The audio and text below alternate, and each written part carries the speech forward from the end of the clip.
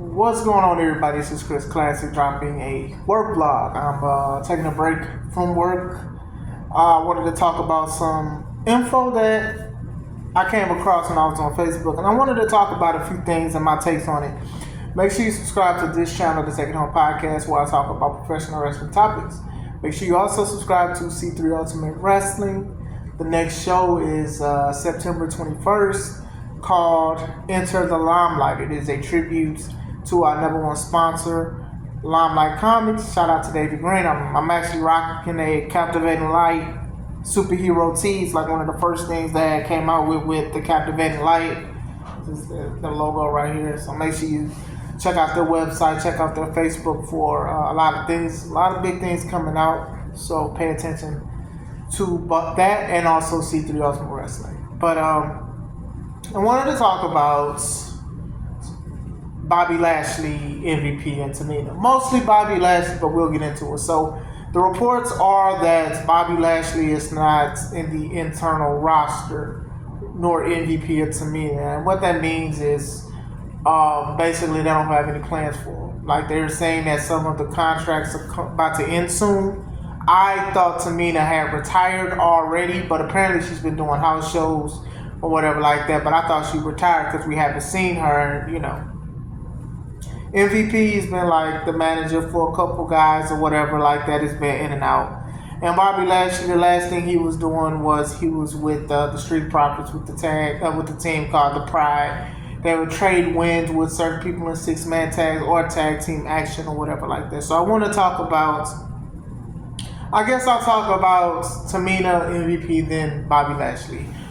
If Tamina leaves, she has a tenured career in WWE. I believe she was a women's tag champ with Natalia. She's basically lost a lot of matches to make other people look good or whatever like that. I thought that she was good. She was the enforcer to AJ Lee and a Vicky Guerrero and a couple people and stuff like that.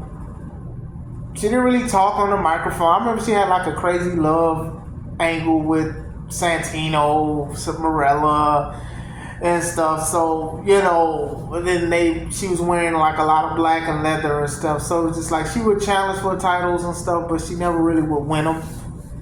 And like I said in my earlier video, when she did win the tag belts with Natalia, they were like crying.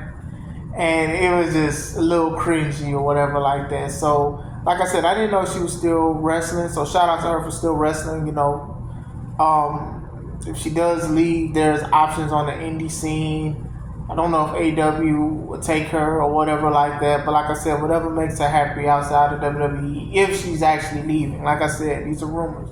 Could be renewing a contract, could be running out of her active roster contract to be a road agent. It could be certain things, but even with her lineage, with her dad, and despite everything with the dad, with everything that was going on and his darkness and stuff like that, she was still with WWE. It could have hindered some certain things because her last name snuck up, but still she toughed it out and she was still, giving her all. MVP leaving, I'm not really surprised with that because MVP has kind of had an out with Paul's regime. A lot of people would tweet him and he'd be honest, hey, I tried to do this, but this didn't happen. I wanted this to happen and it just wasn't coming through. They don't want the Hurt Business to come back. They're wasting people's time with that, especially when he's talking about people of color, black folk, if you will. So, he made like a post of like a salute emoji, like he's probably out the door and stuff. So I'll say this. Now, I'm not going to sit here and say I'm going to agree with everything that MVP wants in WWE because I don't know everything. I don't follow people on X, and that's where a lot of people get more personal about certain things, especially if they want to empty the clip, which means add their grievance. I don't have that. So, but like I said, with even the Hurt Business breaking up when they did, it sucked because that was under Vince's reign. And Vince just felt like, even though that they were successful and had a lot of belts, that they should just break them up. Now that is wrong and that shouldn't have happened. But since Paul came back, I don't think that they should have came back. I just truly don't think, and I've talked about this before, so I'm going to just talk about it for a little bit here. I don't think that they would have had a big benefit of coming back as the Hurt Business. I don't think they was going to put Lashley as the champion again. I don't think they would have gave Cedric and Shelton the belts again. I don't think none of that stuff would have mattered. The Bloodline storyline was still hot at the time and everything like that. Could have Bobby Lashley challenged for Roman's title? Yes, but at the same time, we knew what was going to happen. And a lot of people are saying, man, we should have had the Hurt Business versus the Bloodline. And like I said in the previous video, would I love to see it? Yes. But we would have known who would have won. Straight up. Even if they would have did Hurt Business versus the Wyatt Six, you already know who's going to win. It's like a certain pattern. When they had trio stuff, when the Shield was hot, and New Day was hot, and the Wyatt family was hot, New Day lost to both teams. They won against none of those teams. The Shield beat the New Day, and the Wyatt family beat the Shield. But then the Shield was just a hot thing. The Shield beat Evolution twice. So it's, you get what I'm saying when it comes to a certain pattern. So it just would have been like bringing them back for what? As far as Lashley goes, going into, well, let me go back to MVP. So MVP is very strong-minded when it comes to certain things, like reading stuff about him and hearing things about him. He's very strong-minded, especially of how we are presented. Like I said, representation is very good, but presentation is just as important sometimes. Just because, I don't want to just because. And, you know, with Lashley and even MVP, like people were saying Lashley couldn't talk and didn't like his voice, and that's cool, but MVP was definitely a mouthpiece and stuff like that. He would make stuff entertaining. Even through Bobby, people love Bobby Lashley. Now we're going to go to Bobby Lashley. Bobby Lashley is 48, I believe, going on 50. He doesn't look it. But at the same time, just because he looks great, it doesn't mean that like they're gonna always have room or a spot for somebody. Me personally, if it was me, I'd always have a spot for Bobby Lashley, something, a contender, a secondary championship or something like that. I just wait to see, because he is well received. But not even just that about renewing a contract. Sometimes people just want to take a break. Like I said, the man is 48. He's a father. He got other stuff. He got business ventures and stuff like that. Sometimes people just want to take a break, and sometimes people just want to leave. Like, they have that option, and maybe WWE doesn't have nothing for him, and it's unfortunate, you know. Him with the Street Profits and stuff, they possibly could have did something a little better, but at the same time, it's a lot of storylines. Within storylines, it's not connected. When he came back, when he returned to WWE, I was excited because I was like, maybe they can right their wrong for what they did with Bobby Lashley. For the most part, they did. Bobby Lashley is a two-time WWE champion. It's one of the things that I really wanted to see. Even when I was younger, I was a young kid, teen, and I seen him, I was like, okay, well, this dude reminds me of Batista and Brock Lesnar, but they never pulled the trigger, and then injuries, and then other stuff, personal stuff. Then he left, and then he made a name for himself in TNA. MMA, he was pretty cool, but he never really went against big names. So, you know, the biggest name he beat was like Bob Sapp. But who hasn't beaten Bob Sapp in MMA? Just saying. So when he came back and he beat up Elias and stuff and was feuding with Sami Zayn and all of that stuff, some of it was interesting, and then some of it was just like, what the heck is going on? Even when he was managed by Leo Rush, I thought Leo Rush did a great job. But then y'all literally started having Bobby Lashley like bend over and slap his cheeks, pause. And I'm like, he's a heel and he's just standing on the podium, bending over, smacking himself. I mean, it's just like, is this good TV? And then like the stuff with Rusev, like, oh my God. They wanted Rusev and Lana to just go through some HE double hockey stick, because they was doing the thing where Lana and Rusev was separated, and then like Bobby Lashley came out with Lana and just kissed her, and we was just like, oh my God. They was in a bed in a hotel together. I don't even know who won the feud, but Rusev lost it regardless if he won it.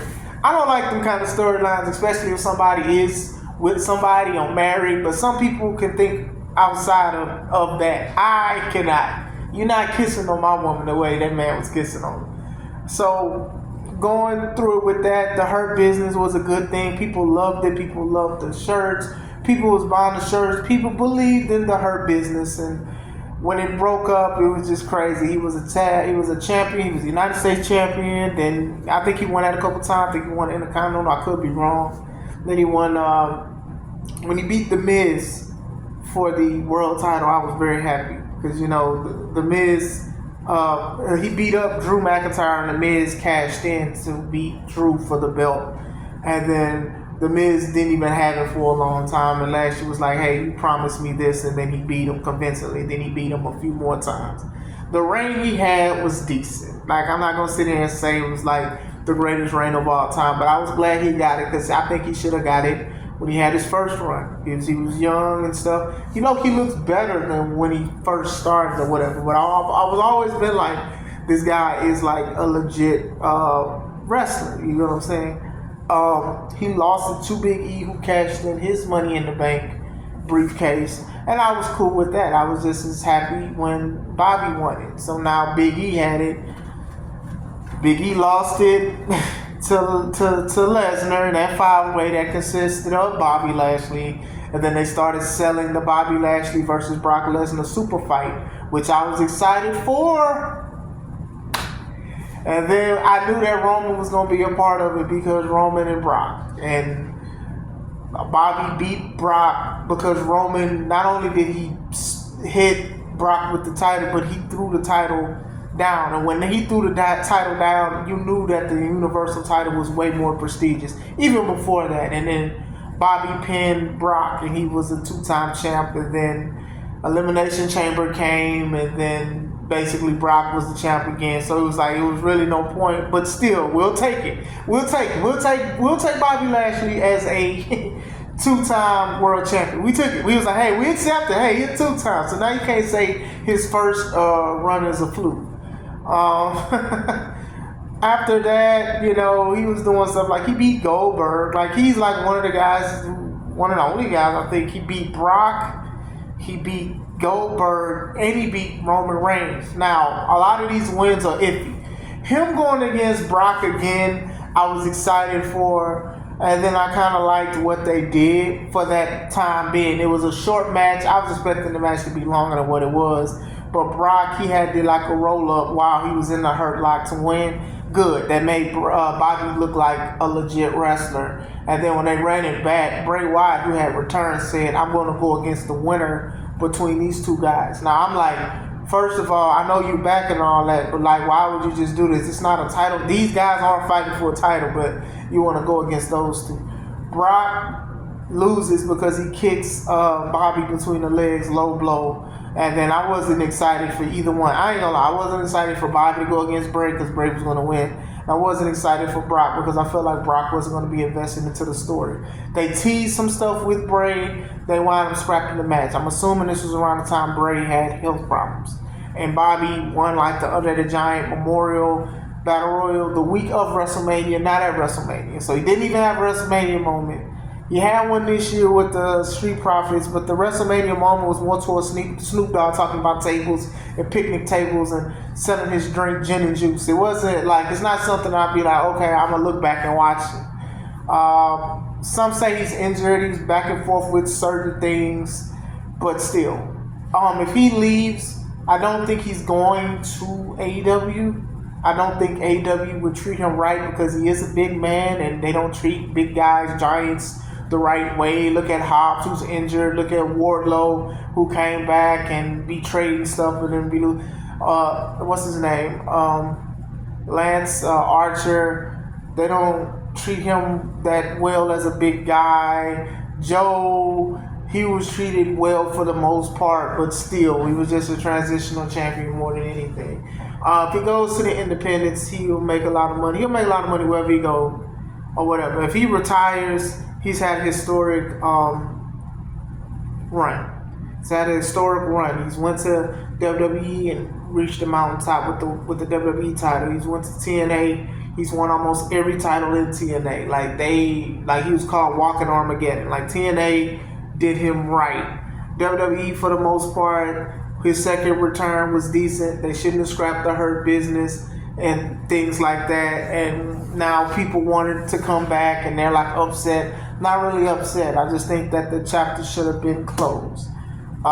If he, like I said, if he does retire, it will suck, but still, and he may return eventually. I can see Lashley going against Cody Rhodes down the line, being a challenger. I could see him going against some of these other guys as well, because I don't think him and Cody locked up.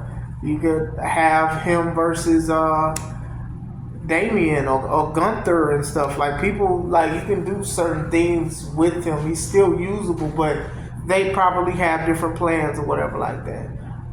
Them three losing, if them three do leave or their contract isn't renewed, I think Lashley is the bigger loss out of all three because of MVP doing manager roles and stuff. If MVP wants to go anywhere else, he could. I think he has an open door towards certain people.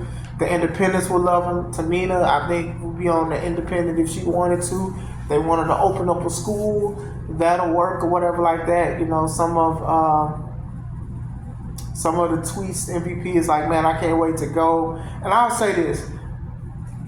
I could see MVP being upset with a lot of things. Like, when I say MVP is for the people, he is literally for the people. And if you know what that means, you know what that means. So, even years ago, there was a story of Michael P.S. Hayes, the guy from the Fabulous Freebirds. He says racial stuff, a lot of things that people are scared to talk to him or the higher-ups about, especially Vince at the time, because Vince is cool with him. And there's a couple times where MVP saying, you know, you're very disrespectful and stuff like that. You don't need to say that.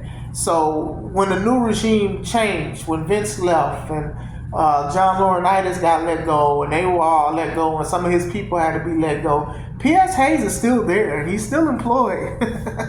So I can see that could even mess up MVP, and I can see why he said what he said on Filter, because if you're trying to sit here and say, well, we're going to change things and make people safer and a very positive thing and all of that stuff, why have this guy? Now, does the guy, P.S. Hayes, have a room to change? Of course, he has room to change. But still, usually, like, when you're at that age or you're an older guy, sometimes you don't change your ways.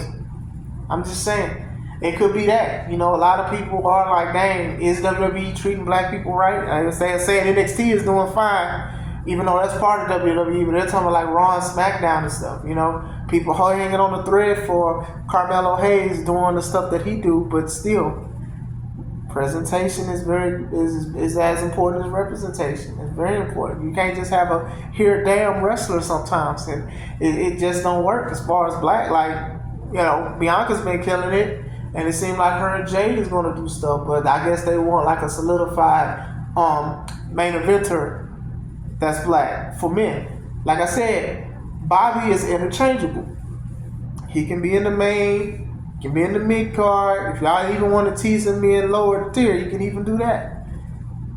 Seth does that very well. I think Bobby can do it as well. But if, like I said, if it don't work out, like I said, there's money on the independents. If he want to chill, he can chill. Like I said, 48 in wrestling terms is very old in wrestling. And just because he looks the way he still looks, it doesn't mean that stuff don't take a toll on your body. It takes a toll on all our bodies and stuff like that. The scheduling as well. Like I said, he has kids. Like, I don't even see how a lot of these wrestlers can just be like, hey, I'm going to just go do this. Of course, provides for their family and kids, but man, to be gone for so many days out the year is crazy to me. To me, it's crazy. I wouldn't do that kind of stuff. I like where I'm at with that. If I can leave for a weekend or maybe a week to go do something, I don't have to go out months and to have that kind of commitment. Sometimes things change. Your kids getting older, you want to see them grow older and stuff like that. You might have missed some of the baby stuff, the walking and all of that stuff. Maybe you want to see the graduation, the marriages. You want to see your kids grow old. You want to see your kids have kids, and all of that stuff. So it's understandable where it goes. But like I said, he don't owe the business anything else. MVP don't owe the business anything else. Tamina don't owe the business anything else. I think they did the best with what they got.